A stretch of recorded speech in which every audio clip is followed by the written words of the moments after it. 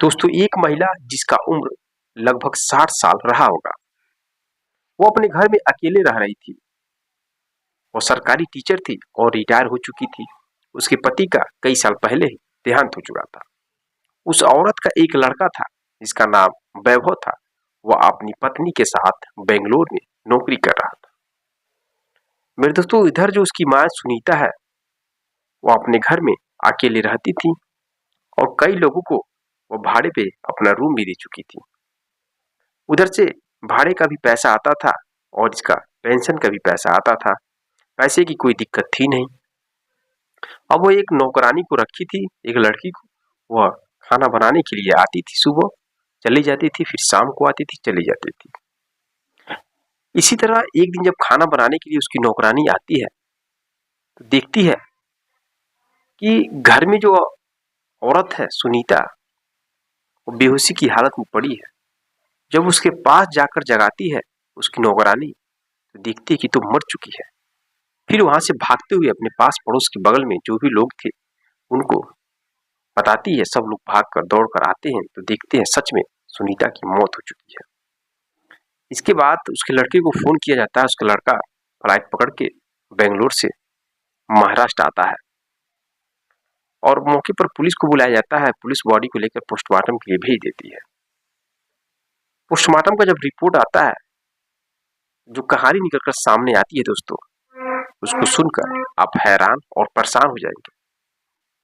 एक पारिवारिक कहानी है और ये कहानी आपके सामने इसलिए लेकर आया हूं ताकि आपके परिवार में ऐसी घटना न घट सके। तो चलिए कहानी को शुरुआत करते हैं। मेरे दोस्तों, ये सच्ची कहानी महाराष्ट्र की है।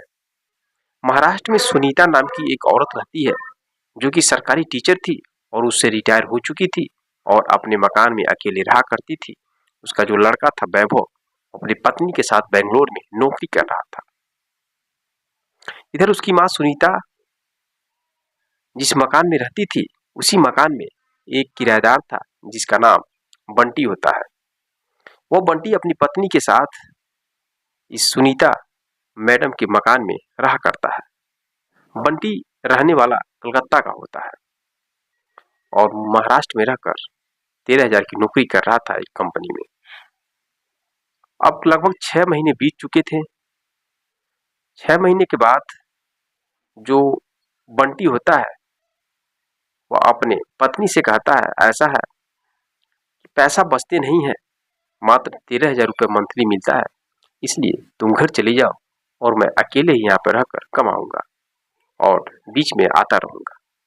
लेकिन उसकी पत्नी नहीं मानती है, कहती नहीं, मैं घर पे नहीं रहूंगी, आपके साथ ही रहूंगी। अब इसी तरह एक एक दिन गुजर रहा था। अब एक दिन जो सुनीता है वह बंटी के पत्नी से मिलने के लिए उसके रूम में जाती है। क्योंकि जब किराए पर रह रही थी तो सुनीता के परिवार का कोई था नहीं उस मकान में, इसलिए जो लोग किराए पर रहते थे उन सब के साथ व्यवहार बनाकर रहती थी परिवार की तरह। और सबसे ज्यादा बंटी के व्यवहार रखती थी बंटी के पत्नी से। तो बंटी की पत्नी से बातचीत करने के लिए उसके रूम में जाती है। तो जैसे रूम के अंदर जाती है वैसे ही वो देख जाती है कि बंटी अपनी पत्नी के साथ शारीरिक संबंध बना रहा था। वो कुछ बोलती नहीं है, वहां से चली जाती है। अब दोस्तों उसके मन में उस उम्र में ख्याल आने लगता है गंदी बात का। अब वो सोचती है कि काश बंटी मेरे साथ शारीरिक संबंध बनाता तो बहुत अच्छा होता। लेकिन वो कुछ कर नहीं पाती है, बस सोच कर रह जाती है। अब दोस्तों लगभग 1 महीने के बाद जो बंटी है, वो बंटी अपनी पत्नी को फिर से कहता है कि देखो तुम चली जाओ और बहुत ही प्रॉब्लम है, पैसा बचत नहीं हो रहा है और शहर है, शहर में बहुत खर्चे होते हैं, बहुत महंगाई है। बहुत रिक्वेस्ट करता है तो बंटी की पत्नी चली जाती है कलकत्ता। वो लाकर छोड़ देता है, फिर चला आता है और अपने कंपनी में जॉब कर रहा था। अब जॉब कर रहा था, अकेले उस मकान में रहता था। इधर सुनीता रहती थी।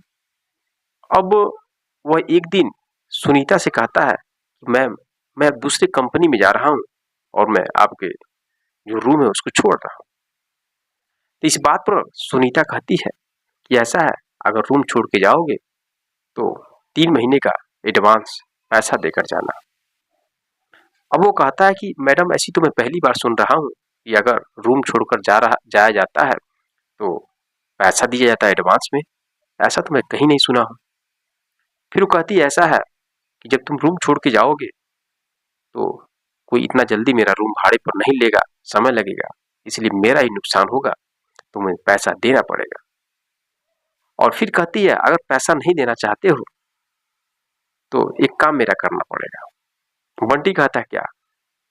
सुनीता कहती है देखो तुम मेरे ही मकान में रहो और एक भी रुपए मत देना भाड़े का, लेकिन तुम्हें मेरा एक काम करना होगा।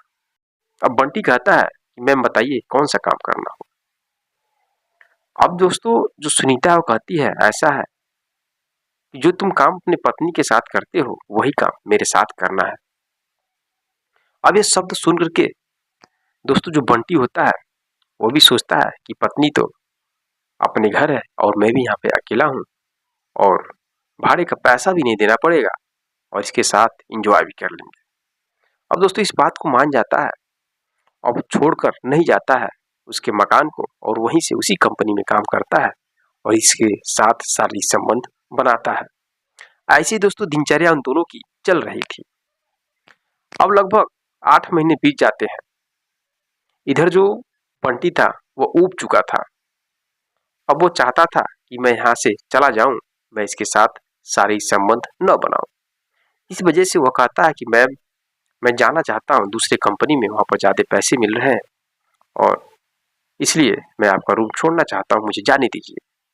लेकिन तो सुनीता नहीं मानती, कहती अगर तुम रूम छोड़ के जाओगे मैं तुम्हें फंसा दूंगी कि तुम मेरे साथ जबरदस्ती गंदा काम कर रहे थे। दोस्तों वो औरत पैसे वाली थी, पकड़ वाली थी, इस वजह से वो बंटी डर जाता है और नहीं जाता है। लेकिन दोस्तों धीरे धीरे वो भी ऊब जाता है। अब वो उसके पैसे को खाने लगता है, उस औरत का पैसा मांग मांग करके धीरे धीरे यूज करने लगता है। अब एक दिन वह रात में उसके साथ सोया था, शारीरिक संबंध बना रहा था। शारीरिक संबंध बनाने के बाद वो उसका गला दबा देता है। गला दबाकर वहां से फरार हो जाता है और उसका एटीएम लेकर उसके अकाउंट से सारे पैसे निकाल लेता है। अब वो फरार हो जाता है। जब वो मर चुकी थी तो अगले दिन जब उसकी नौकरानी आती है तो देखती है कि जो उसकी मालकिन है वो मरी पड़ी है। फिर वो अगल बगल के लोगों को बुलाती है, अगल बगल के लोग भी आते हैं और इधर उसके लड़का जो वैभव होता है उसको फोन किया जाता है तो बेंगलोर से फ्लाइट पकड़कर वह महाराष्ट्र आ जाता है।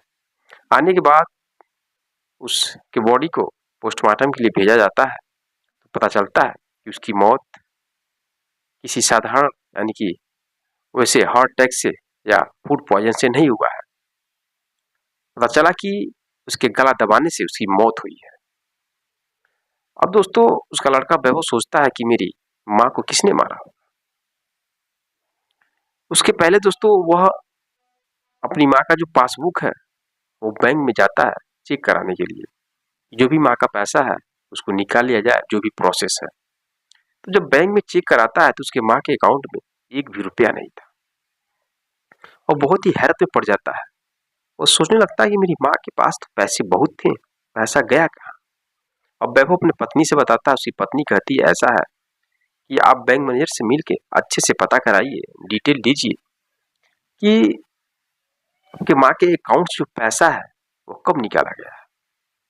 अब जाके वह वैभव पता करता है, पता चलता है कि उसकी मौत के 2 दिन के बाद सारा पैसा निकाला गया था।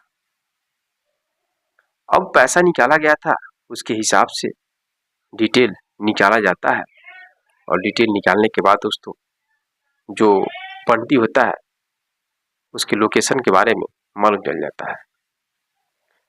वो दोस्तों कलकत्ता में गली नंबर 44 और मकान नंबर 65 में रहा करता था। लोकेशन के हिसाब से वहां पर पुलिस पहुंचती है, उसको पकड़ती है और उससे पूछताछ किया जाता है। पूछताछ करने के बाद वो जुर्म को कबूल करता है और पूरी कहानी बताता है। अब पुलिस उसको जेल के अंदर डाल देती है। तो दोस्तों यह रही कहानी। यह कहानी आपके सामने इसलिए लेकर आया हूं ताकि आप जागरूक और सतर्क रहें।